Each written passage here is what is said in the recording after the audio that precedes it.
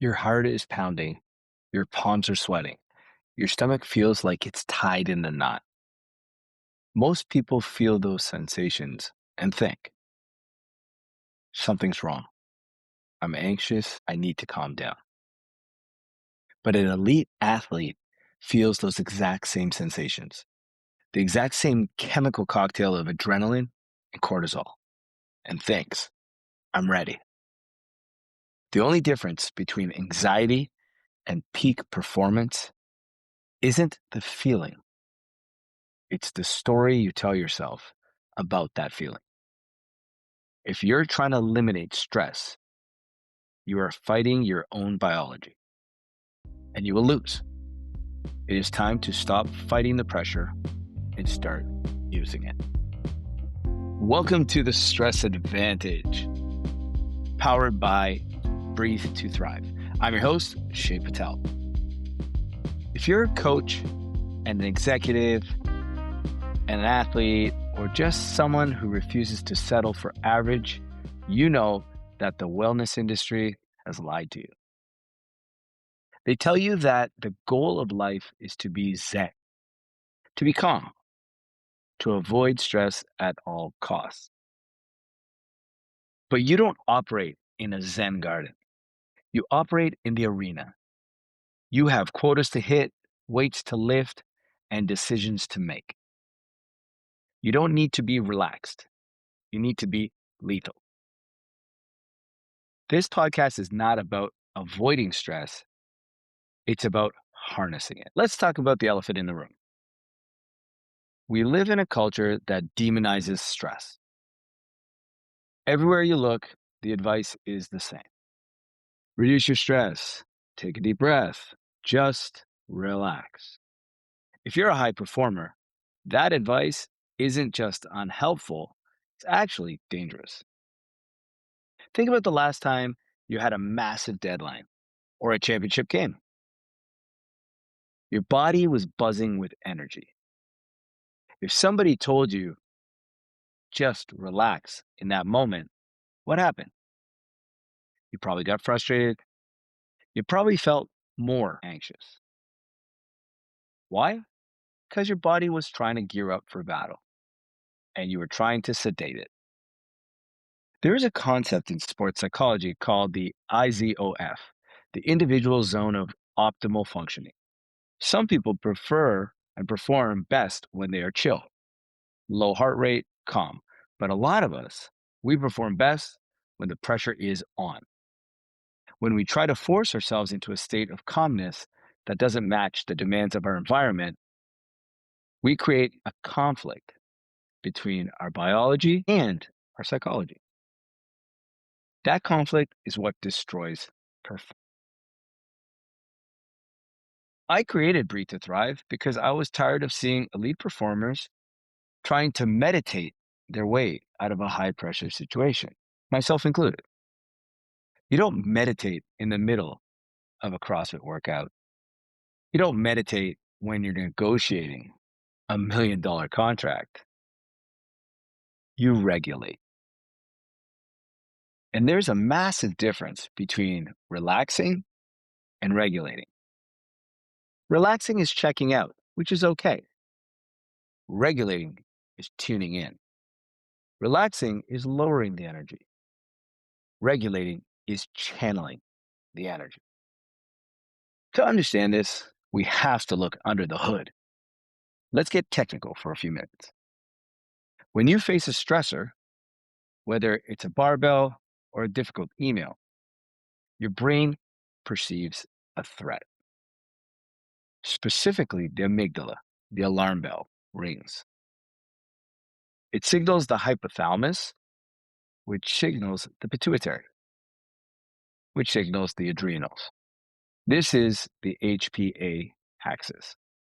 Boom, chemical dump, cortisol, adrenaline, norepinephrine. Now, society tells you these chemicals are bad. They say cortisol kills you. But let's look at what they actually do. Glucose dump. Your liver releases sugar into your bloodstream. Why? So your muscles and brain have instant fuel. tunnel vision. Your pupils dilate to focus on the threat. Peripheral distractions disappear. Heart rate spike. Your pump works harder to get oxygen to the engine. Does that sound like a panic attack, or does that sound like a performance enhancer? Evolution didn't design this system to hurt you. It designed the system to make you a superhero for 20 minutes. It's biology's way of saying, here is every resource you have. Go win. The problem isn't the chemicals. The problem is the duration and the direction. If you rev a Ferrari engine 8,000 RPM while the car is in neutral, you blow the engine. That's anxiety. That's burnout. But if you rev the engine to 8,000 RPM and you know how to shift gears, that is speed. That is flow. The stress advantage is simply the ability to keep the car in gear. So how do we shift gears? We don't use thoughts. You can't think your way out of a stress response. The part of your brain that handles logic, the prefrontal cortex, actually shuts down when stress is high. We have to use the body to signal the brain. We use the breath. At Breathe to Thrive, we operate on three pillars. We're going to explore these in depth over the next few episodes, but I want to give you the roadmap now. Pillar number one, mechanics. This is the hardware. How does your diaphragm move? Are you using your neck to breathe? If your mechanics are broken, your nervous system is constantly getting error signals. We fix the engine first. Pillar number two, chemistry. This is the fuel mixture. This is about carbon dioxide, CO2, and oxygen. Most people overbreathe. They take in too much air, which ironically starves their brain of oxygen. We teach you carbon dioxide tolerance, which is the ability to handle high intensity without gasping or fighting the urge to breathe more. Pillar three, state. This is the software. This is using specific protocols to toggle between fight or flight and rest and digest. When you master these three, you stop being a victim of your physiology. You become the pilot. So let me give you a real example. Imagine a fighter pilot. They're pulling G's, alarms are blaring, the stakes are literally life or death. Their heart rate is 160. Their cortisol's through the roof. Are they relaxed? No. Are they stressed? Yes. But are they panicking? No. They're using a breathing maneuver to keep blood in their brain. They're using the stress response to heighten their reaction time. They have trained their nervous system to be comfortable in the chaos. Now, take that to your life. You're about to walk onto a stage to speak, or you're about to attempt a PR lift. Your heart rate hits 140. Most people feel that and shrink. They try to take deep breaths to make it go away. I want you to lean into it. We're going to give you specific breathing drills in episode 2, but today I want to give you a mindset. It's called the physiological reframe. There was a study done at Harvard Business School. They took people who were terrified of public speaking. They told Group A to say, I am calm. They told Group B to say, I'm excited. Group B performed significantly better. Why? Because calm is the opposite of stress. It's too big of a leap.